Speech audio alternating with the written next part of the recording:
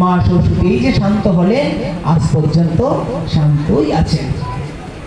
এইবার বেদব্যাস খুব সুন্দর করে বললেন, গণেশ গ্রন্থ লিখতে লাগলেন। গ্রন্থ লিখতে লিখতে সমস্ত গ্রন্থ শেষ হয়ে গেল। এইবার বেদব্যাস বলতে লাগলেন, এই গ্রন্থ কাকে দান করব? গ্রন্থ হয়েছে, দান করব কাকে? এখানে দেখুন, এখানে একটা আমরা দেখতে পাই, আরেকটা দেখতে পাই আমরা, মানে এক সময় গোলকনাথ শ্রীমতী রাধা ঠাকুরানী বলতে লাগলেন যে আমরা লীলাবিলাস করার জন্য মর্তে যাব, ব্রহ্মাণ্ডে যাব।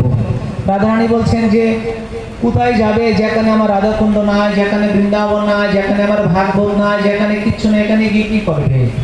যাওয়ার দরকার নাই। ভগবান বলছেন তুমি চিন্তা করো না, আমি সব বের করবো, সব প্রকাশ করে দেব।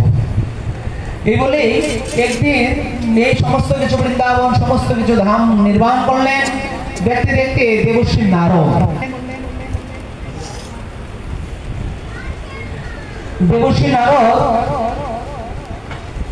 মহাদেবের কৈলাসে গেলেন।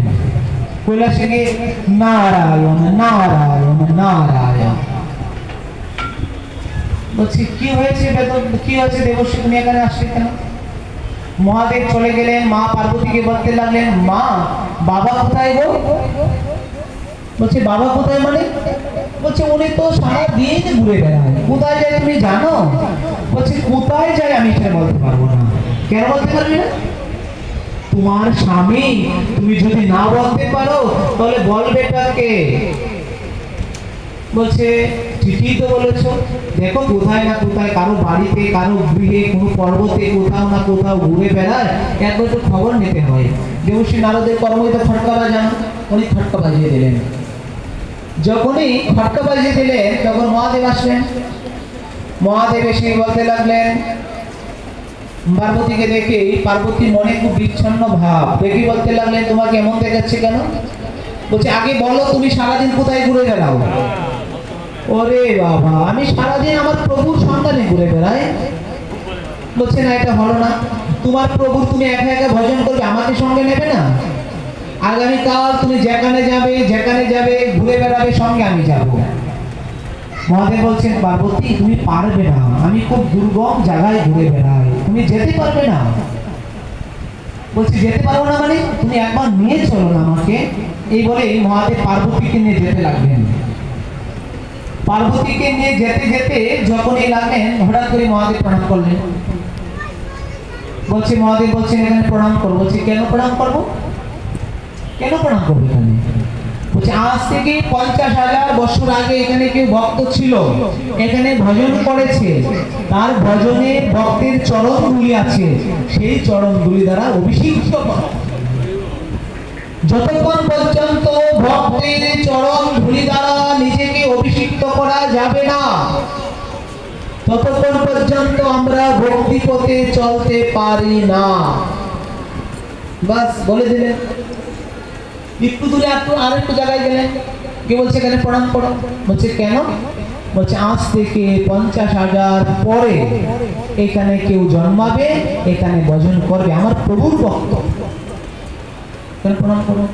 বলছে বা এখনো জন্মই নাই, আরো অনেক আগে, অনেক পরে গিয়ে জন্ম নেবে, তাকে প্রণাম করো। বলছে করো। আচ্ছা আমি তোমাকে একটু কথা বলছি, বলো তো। বলছে বলো। তুমি সারাদিন প্রভু প্রভু প্রভু ভাগবত ভাগবত এত বছর বর্ণন করো, আমাকে একটু শোনাবে না ভাগবত কথা? এটা কি ধর, আমাকে তো ভাগবত একটু শোনাতে হবে।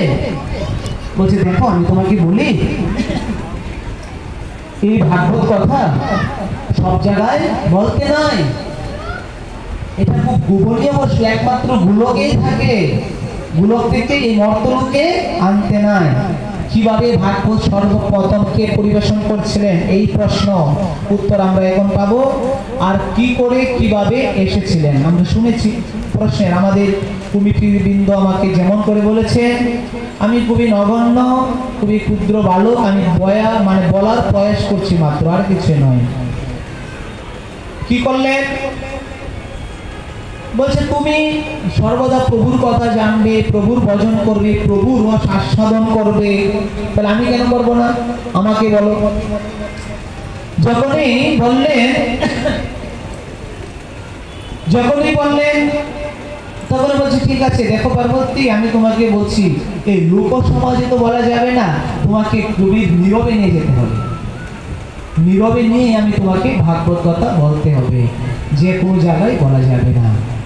তখন কি করলেন, মহাদেব পার্বতীকে নিয়ে ঘুরতে ঘুরতে কত জায়গায় ঘুরছে, কত জায়গায় প্রণাম করাচ্ছে।